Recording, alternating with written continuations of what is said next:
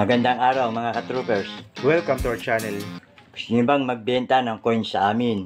Kami po ang RR Coin Troopers whose sole business activity is purchasing and selling of numismatic items. Sa video, nakalagay kung anong uri ng coins ang kailangan, kung ilang piraso ang kailangan. Nakalagay din kung magkano ang kaukulang halaga nito. Hindi nangangahulugan na lahat ng may hawak ng ganong coins ay bibilhin namin.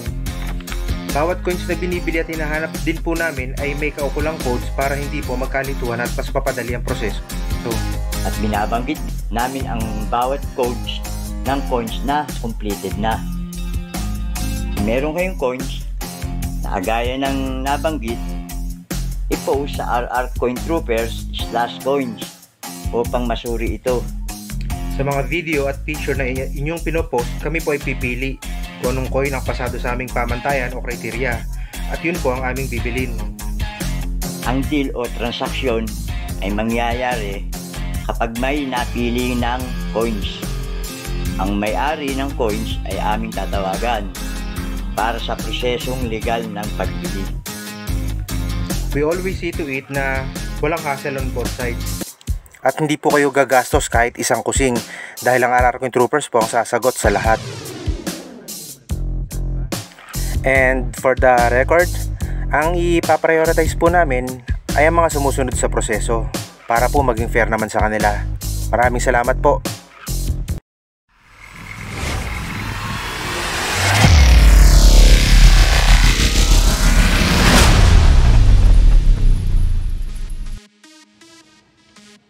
Magandang araw mga ka-troopers. Welcome to our channel.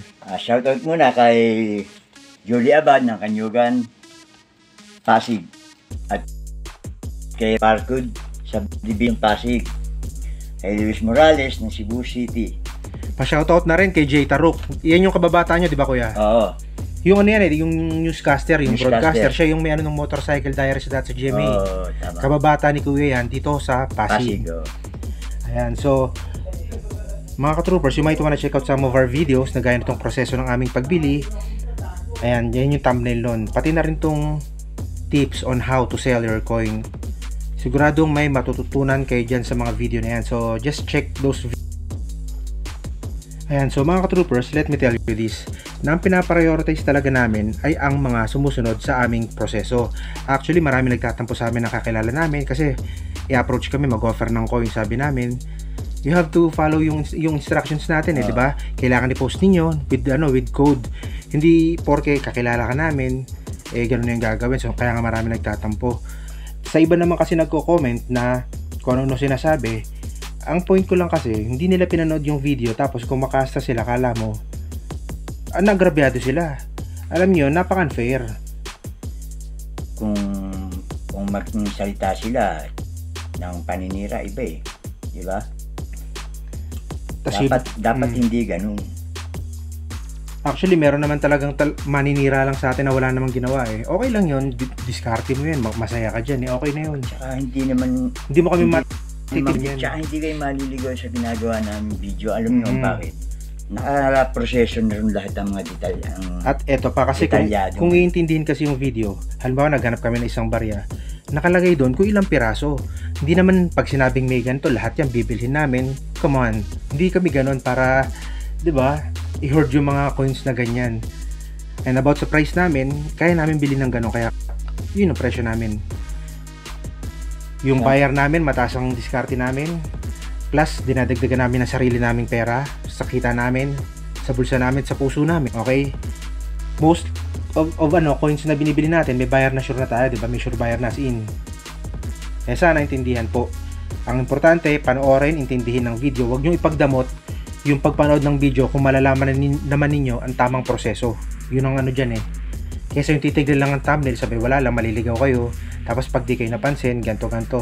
Hindi porke hindi kayo nabilan, tama kayo, mali kami. Hindi porke, alam mo yun, pag may inalok po kayo, sana po maintindihan nyo kung ano po yung iaalok nyo pera, ano ba yung klase. Alamin nyo yung coin na iaalok ninyo, kondisyon, yung kung anong date siya, kung meron siyang damage, kung meron siyang ano, dapat alam ninyo lahat yon. Tip lang yan sinasabi namin na to.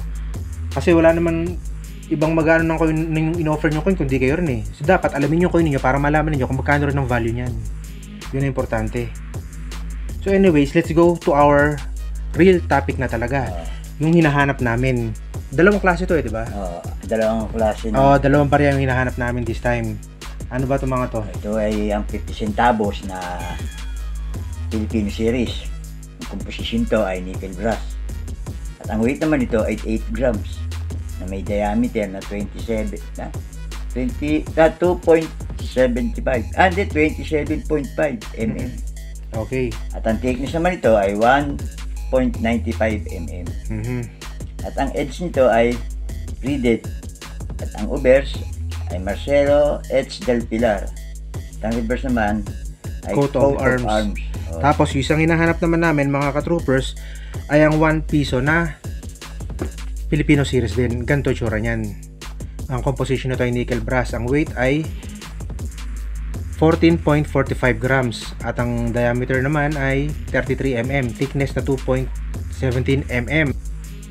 Ang edge ay reeded. Ito. Ang obverse ay si Dr. Jose Rizal.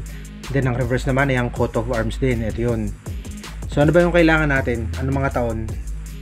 Ang kailangan ay ang mga taong 1974 sa 50 centimos 1974. Ganito yun. Na S-proof.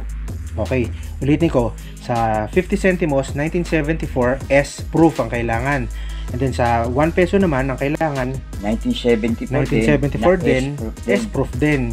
Ilang pirasong kailangan natin? 5 piraso bawat isa. Okay, so 5 piraso ng ganito, 5 piraso din ng ganito 1974S na proof. Tapos isang coin bawat isang tao ang aming para mabigyan ng chance yung iba na mabilhan, hindi yung papakiyawin. Para mas maraming mabilhan. At ito ito ay babayaran ng para sa 50 centimos magkano? 50 centimos ay 1,800 kada piraso yun ha? Ang isa. So 5 ano yun? 5,180 yun? 5 piraso yun. Sa piso naman? Sa piso 2,000 naman ang okay, 2,000. 1974 S-proof din, malinaw yan. At ang huwag nyo kakalimutan. So kapag meron kayo ng nasabing barya mga ka-troopers, binanggit na namin sa umpisa kung ano yung dapat ninyong gawin kung saan ninyo ipopost, which is sa /coins. Yun. At ito ang pinaka-importante, wag na wag niyong kakalimutan na hindi ilagay ang code for these coins. Ano ba yung code dito? Ang RR101500. Importanteng ilagay yan. Sabi namin kanina, yun ang pinaprioritize namin. So alam nyo na lahat dahil binanggit na sa umpisa. Maaari nyo nga pala kaming tawagan every Monday 1 to 3 PM. Mga ka-troopers, please don't forget to like, subscribe, and hit the bell button para updated kayo sa mga coins na kailangan pa namin para sa aragdagang kaalaman tungkol sa pagbili at pagbenta ng inyong mga coins. Thanks for watching. Until then, God bless!